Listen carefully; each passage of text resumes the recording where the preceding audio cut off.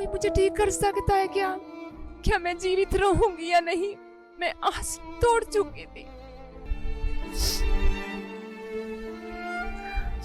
क्या होगा मेरे बच्चे का अगर मेरा कुछ हो गया? मेरे घर का क्या होगा? कोई मुझे ठीक कर सकता है क्या? सभी बहन भाइयों को जय मसीह की, मेरी आत्मिक माँ को जय मसीह की। मेरा नाम करमजीत है, मैं बालापुर की हूँ। मैं अपने जीवन की सबसे बड़ी गवाही देने जा रही हूँ। 20 साल की दुष्ट आत्मा से प्रभु यीशु मसीह ने मुझे आज़ाद किया। इस 20 साल में बहुत सारी बीमारियों का सामना करना पड़ा मेरे को। एक से एक बीमारी, कभी कुछ हो जाना, कभी कुछ हो जाना, कभी मेरे दबाव पड़े शरीर पर, कभी मुझे गंदे सपने आने, कभी मुझे मरे हुए लोग दिखने, कभी कुछ बहुत सारी बीमारियां। डॉक्टरों के पास भी बहुत सारा दिखाया मैंने, बहुत झाड़ फूकी भी बहुत सारी करवाई मैंने, पर कहीं से कोई आराम नहीं लगा। बीमारियां जितना मैं कहीं जाती डॉक्टरों के पास, झाड़ फूक के पास, और भी ज्यादा बीमारियां बढ़ती चली गई। मेरे हाथों पैरों में कट लगना, मेरे हाथों पैरों में जब कट लगते थे मैं पूछती थी अपने घर वालों को भी, ये मैंने कुछ किया तो नहीं, ऐसा कैसे कट लग गए? मेरे को कुछ नहीं समझ में आता था कि क्या हो रहा है। कहीं से कोई आराम नहीं मेरे को मिला। हाथों में दर्द होता जब कट लग जाते थे, ऐसे कट लगता था मेरे हाथों में जैसे किसी ने ब्लेड मारा हो। इस बीमारी से मैं बहुत परेशान थी, और भी बीमारियां बढ़ती चली गई आगे। जैसे मैं कहीं दवाई लेने जाती या कहीं झाड़ा फूकी करवाने जाती, इसके कारण और भी ज़्यादा मुसीबतें और भी बीमारियां बढ़ती चली गई। मेरे पूरे शरीर में ऐसे सुइयां सी चुभने लगी। उसकी वजह से मैं कहीं धूप में आना जाना मेरा बहुत मुश्किल हो गया। कहीं ना आ जा सकती, ना मेरे से खेत में कहीं कुछ काम होता। रोटी बनाते टाइम भी मेरे को पसीना आता, तो जब भी सुइयां सी जब भी चुभने लग जाती मेरे शरीर में, मेरे से गर्मी में कोई काम नहीं होता था। मैं इस बीमारी से बहुत परेशान थी। ऐसे सुइयां चुभती जैसे कोई मेरे शरीर पर पिन मार रहा हो। घर वाले भी बहुत परेशान हो चुके थे। इस बीमारी के अंदर मैंने बहुत सारे पैसे खर्च किए, जितने मेरा पति कमा के लाता था, पर पैसे बीमारी में ही लग जाते। पहले ही दवाइयों में पैसे लग जाते थे, कोई घर में ना कोई बरकत। इस बीमारी की वजह से मैं 20 साल से बहुत परेशान थी इन बीमारियों से। जैसे डॉक्टर दवाई देते, मेरे को कोई आराम नहीं रहता। थोड़ी बहुत ही देर आराम रहता, जैसे फिर दवाई खत्म हो जाती, फिर ऐसे ही हो जाता। दवाई ले आती थी, कोई 5 दिन की देता, कोई 7 दिन की, कोई 10 दिन की, कोई 15 दिन की। वो दवाई खाती रहती, इतना आराम रहता, फिर वैसे ही हो जाता मेरे साथ। कहीं से आराम नहीं मिला मेरे को। डॉक्टर बोलते थे कि एलर्जी है, ये एलर्जी के कारण हो रहा है, पर आराम थोड़ी बहुत ही देर आराम रहता था गोली से, पर आराम नहीं। लाने की भी बहुत टिप्पा दी, खाने की भी बहुत सारी दवाइयां दी, गोलियां, पर आराम मेरे को नहीं लगा उससे। डॉक्टर कहते थे नारियल के तेल में सब्जी तड़को, और प्याज नहीं पाना, लहसुन में सब्जी तड़को, वो खानी है, नारियल का तेल पूरे बॉडी पे लगाना है। मैंने बहुत ऐसे, जैसे भी डॉक्टर बताते थे, बहुत सारे परहेज किए। ऐसे ही मैंने 6 महीने तक मैंने नारियल के तेल में सब्जी तड़क के खाई, पर मेरे को कोई आराम नहीं मिला।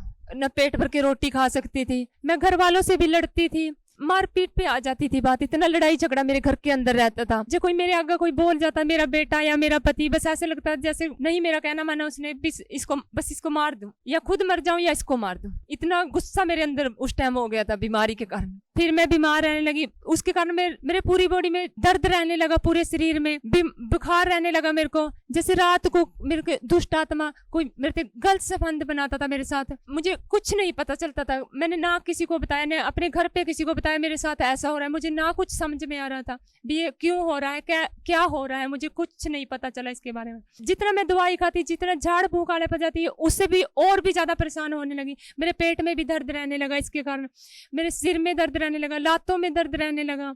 जितना हम करते रहे उससे भी ज्यादा।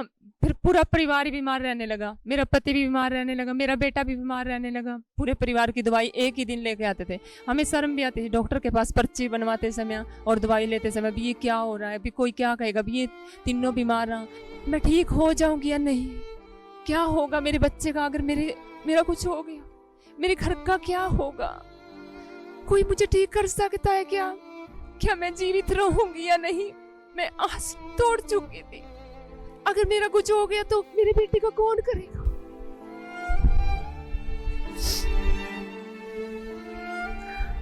फिर एक बहन ने मेरे को बताया कि ये प्रार्थना कर, तू ठीक हो जाएगी। फोन पे ऐड करके दिया कि मीटिंग देख। तो मैं मीटिंग देखने लग गई घर पे, और मुझे ऐसा लगा कि देखने लगी, जैसे मैं जुड़ी रही मीटिंग में, देखती रही मैं, उसके कारण मैं चंगी होने लगी।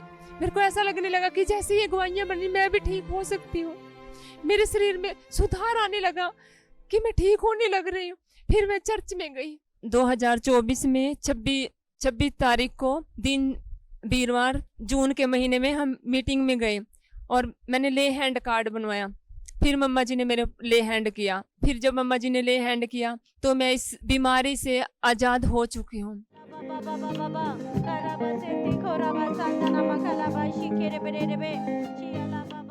मैं ऑनलाइन जूम मीटिंग देख रही थी। कुछ लोग ऐसे हैं जिनको सुइयां सी चुभती है। मम्मा ने कहा कि ये दुष्ट आत्मा की प्रॉब्लम है और जिनके हाथों पे कट लगते हैं, अभी वो लोग आजाद हो रहे हैं। मम्मा ने बोला कोई है जिसको सुइयां चुभती है बॉडी में,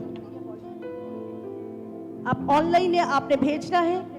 रियल में कोई सुई चुभा रहा है, आपके पेट में ये प्रॉब्लम है, बहुत तेज रियल में कोई चुभा रहा अंदर से।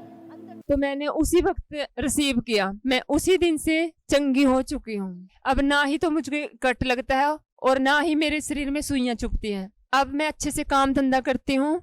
मैंने पूरा दिन धूप में भी जीरी लगाई, सुबह से जाती थी शाम तक जीरी लगाती थी और मैं और भी सारे काम कर लेती हूँ धूप में। पहले जैसे मैं कपड़े सुखार के तार पर मैं कपड़े बदल भी नहीं जा सकती थी धूप में, और अब मैंने पूरा काम करती हूँ धूप में।